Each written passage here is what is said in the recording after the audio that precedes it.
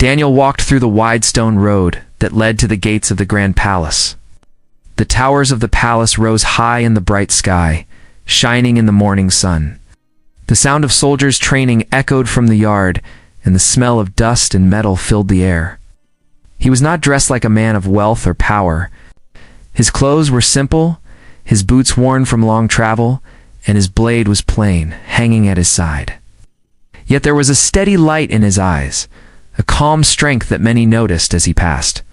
The guards at the gate studied him with care but did not stop him, for word had already spread of his arrival. The king had called for men who were willing to prove themselves in front of the court. Many had come seeking gold and titles, but most had already failed. Daniel, quiet and steady, stepped forward, not with greed, but with a purpose only he understood. Inside the palace, the halls were filled with people. Noblemen in fine robes whispered to each other. Women in silken dresses looked on with curiosity. The walls were lined with banners and carvings, each telling stories of victories long past.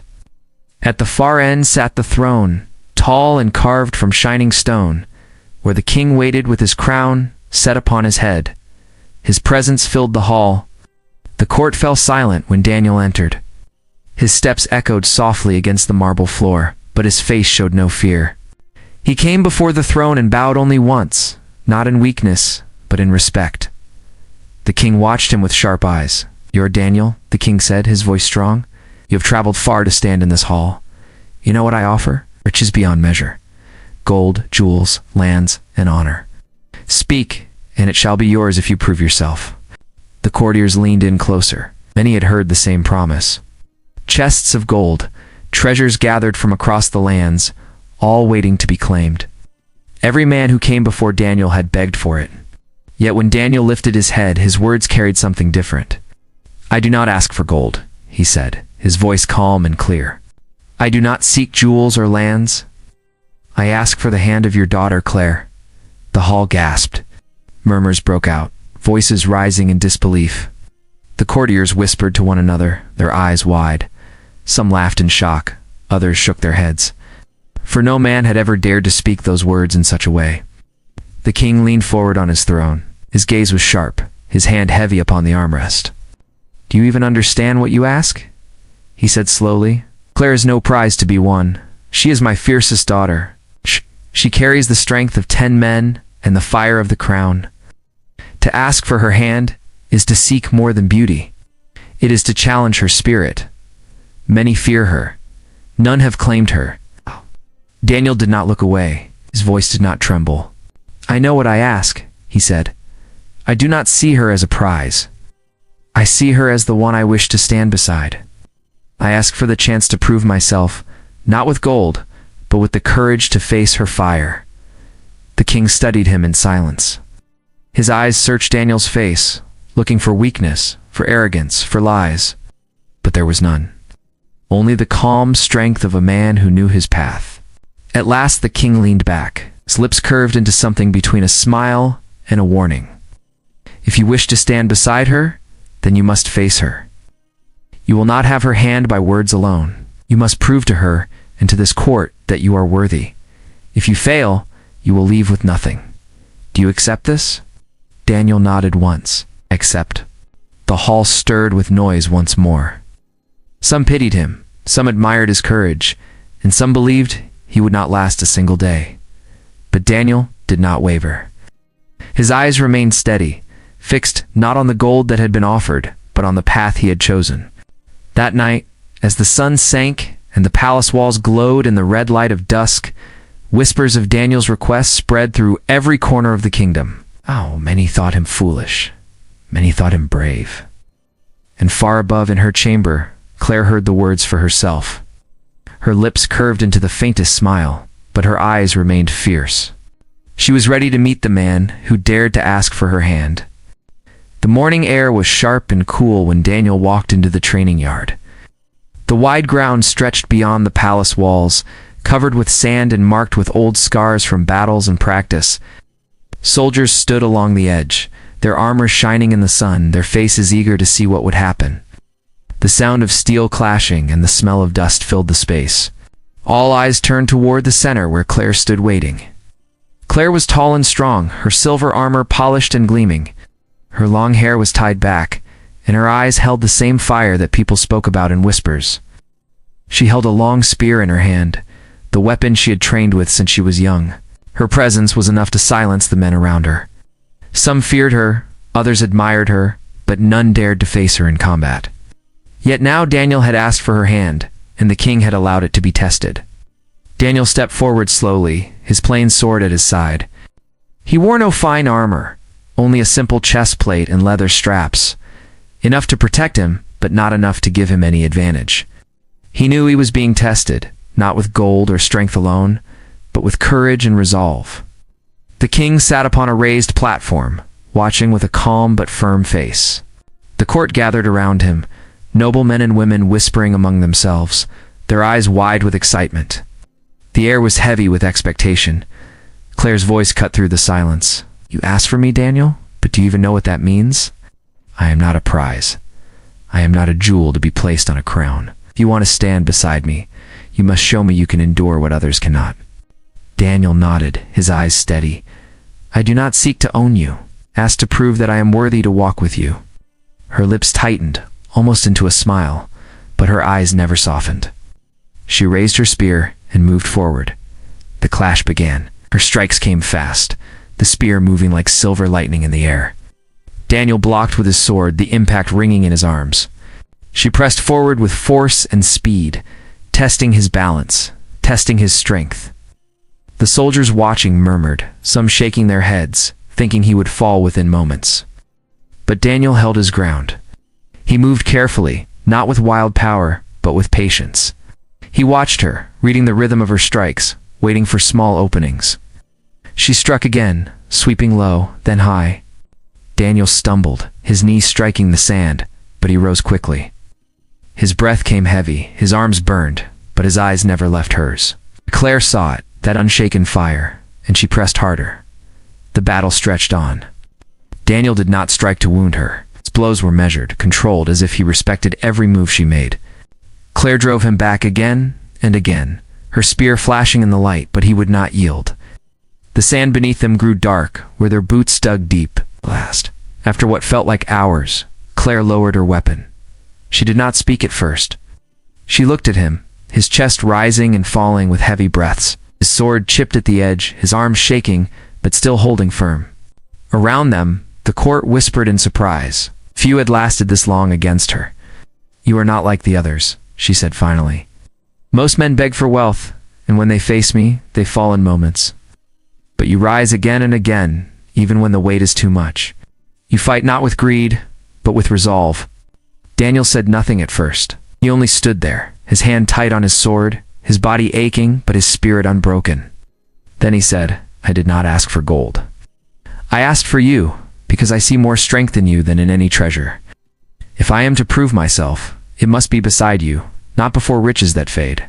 Claire's eyes lingered on him, the faintest trace of respect growing there, though her voice remained firm. "You've passed the first test, but this is not the end. There will be more, and each one harder than the last. Do not think this alone will win my hand." Daniel nodded once. "I will face whatever comes." The soldiers bowed their heads. The nobles whispered in awe. Even the king, though silent, allowed a shadow of a smile to touch his lips. For the first time in years, his fiercest daughter had paused, if only for a moment. Before the resolve of a man who sought not her beauty, not her title, but her fire. That night, word of the trial spread through the kingdom. Many spoke of Daniel's courage, many doubted. He could endure the next tests, but all agreed on one thing. Something rare had begun. And Claire, alone in her chamber, thought of the man who stood against her without fear. The next day, the sun rose bright over the palace walls. The training yard was quiet, but inside the halls, there was noise and movement. Courtiers whispered to each other about the man who had dared to face Claire and had not fallen. Some called him foolish, some called him brave, but no one could ignore him anymore. Daniel walked the halls with steady steps. His body ached from the fight, his arms heavy from the clash with Claire's spear, but his spirit was still strong. He had not come for comfort or for riches. He had come for a chance to prove himself, and he knew the trials were not over. The king summoned him to the great hall once more. The throne sat high, banners flowing above, and the sound of armor echoed against the walls as guards stood ready. Claire was there too, standing near her father. Oh, she wore no smile, her face calm and fierce as always, but her eyes followed Daniel closely. The king's voice filled the hall. "Daniel, you have faced my daughter with strength, and though you did not defeat her, you did not fall. That alone is rare. But one test is not enough. You must face another, and it will demand not only strength, but also wit and patience." Daniel bowed his head slightly. "I am ready." The king gave a sign, and servants carried out a large wooden table. Upon it was placed a board carved with squares, and pieces of polished stone and ivory set upon it. It was a game of strategy, one taught to every captain and commander of the kingdom. It was a game where battles were fought with mind and not with sword. Claire stepped forward and sat across from him. Her fingers moved with calm skill as she arranged the pieces. She looked at Daniel with quiet challenge. "You faced me with steel yesterday. Today you face me with thought. Do you believe you can match me here as well?" Daniel met her eyes. "I will try." The game began. The pieces clicked softly against the board as Claire moved them with precision. Her strategy was sharp, each move cutting off his path, pressing him into corners. She watched him carefully, waiting for him to falter, waiting for him to show weakness. At first, Daniel struggled. The board seemed a trap, every move closing tighter around him. The courtiers watched with smirks, whispering that it would not last long. But Daniel did not rush. He studied the board, his eyes calm, his mind searching for openings. Where others would have panicked, he remained steady. Slowly, he began to see patterns.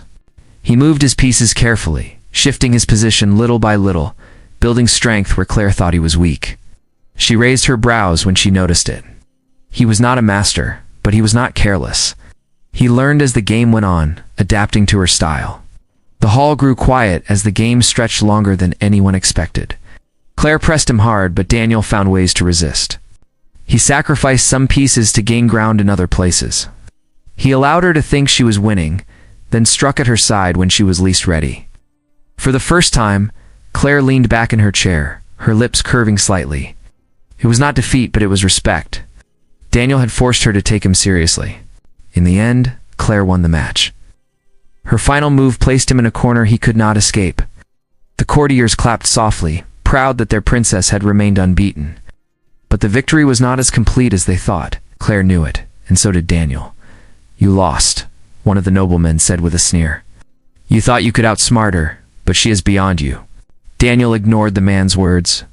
He looked only at Claire and said, "I did not win, but I learned. Every step of the way, I learned. That is enough for me to move forward." Claire's eyes softened, if only for a breath.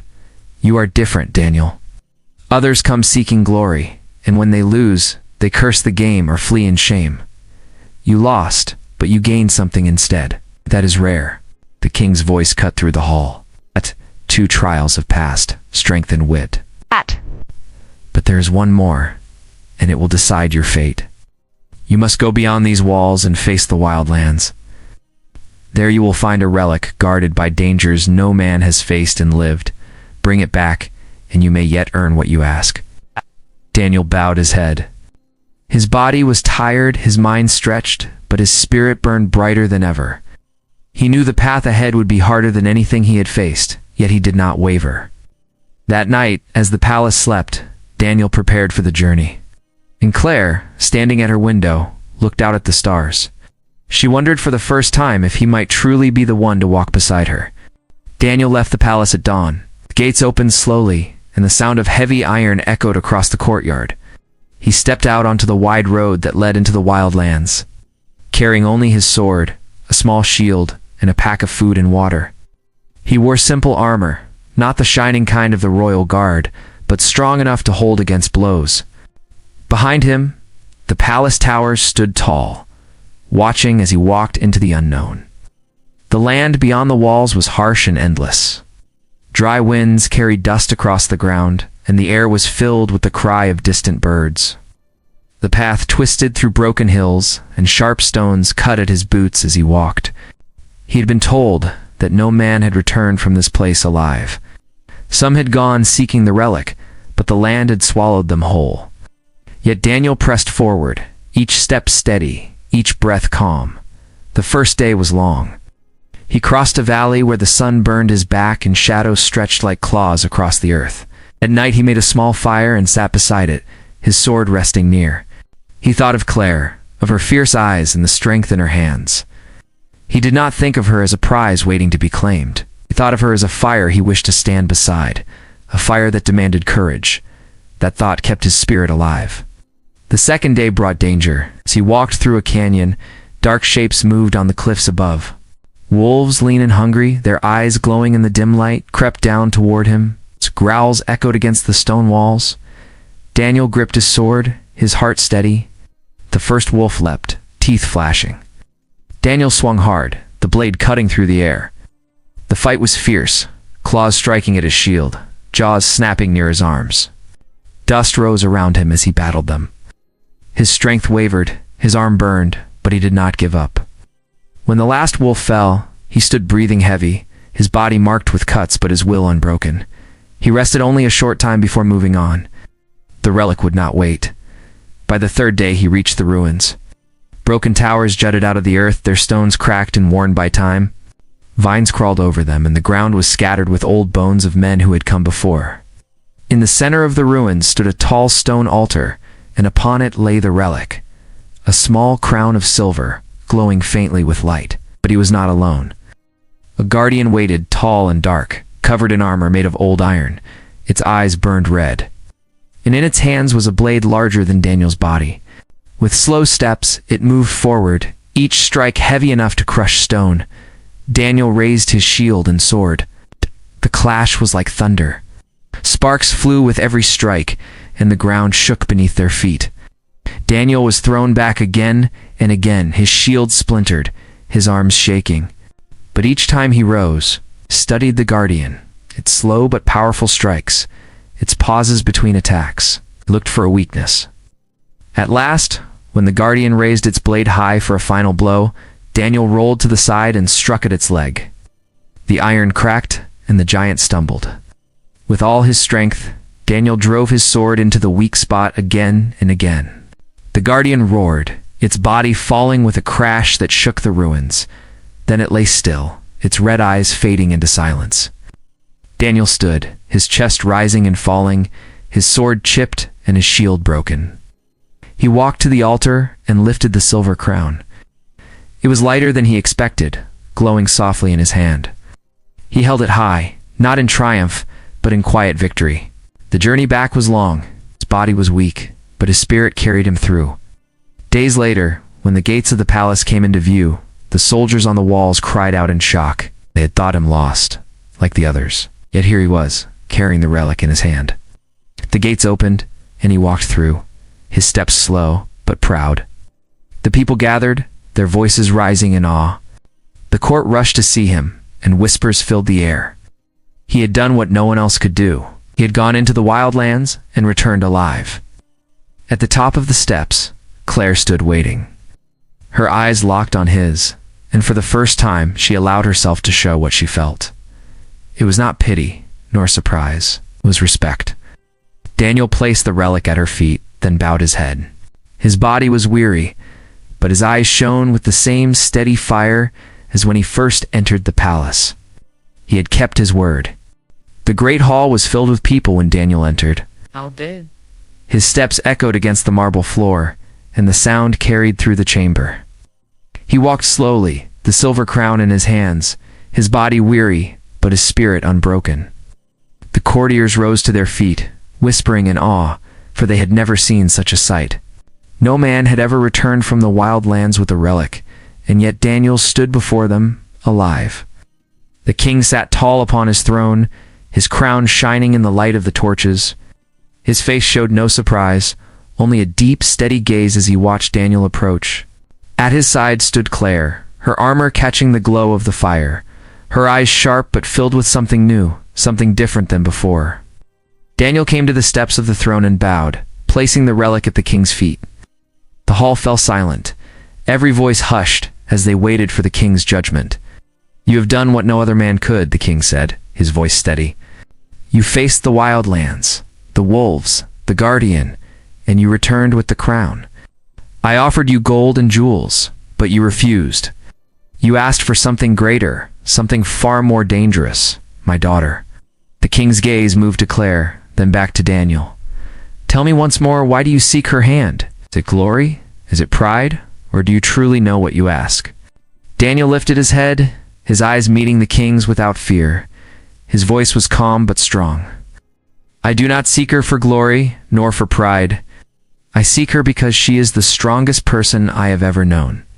I do not wish to own her. I wish to walk beside her. I ask for her hand because I believe together we can face anything. That is all I want. The hall was quiet. The courtiers leaned closer, waiting for the king's reply. Some thought he would laugh, some thought he would refuse. But instead, the king stood slowly, his tall figure casting a long shadow across the floor. He stepped down from the throne and walked toward Daniel. The air grew heavy as every eye in the room followed him. He stopped in front of Daniel, his gaze deep and searching. For a long moment, no one moved. Then the king spoke. You have proven your strength. You have shown your mind. Yes. You have walked through fire and shadow and returned with honor. You do not seek riches, and you do not seek power. You seek my daughter, and you seek her with respect. That is more than any man before you has done. The king turned to Claire. The choice is yours. You're not a prize to be given. You are my daughter, fierce and free.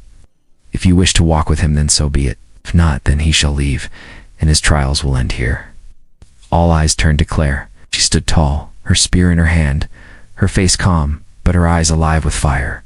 She looked at Daniel, the man who had faced her in the yard, the man who had stood against her in the game of wit, the man who had returned from the wild lands when no one else had.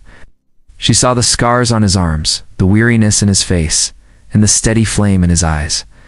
For the first time, she smiled. It was not a soft smile, but one filled with strength. I choose him, she said.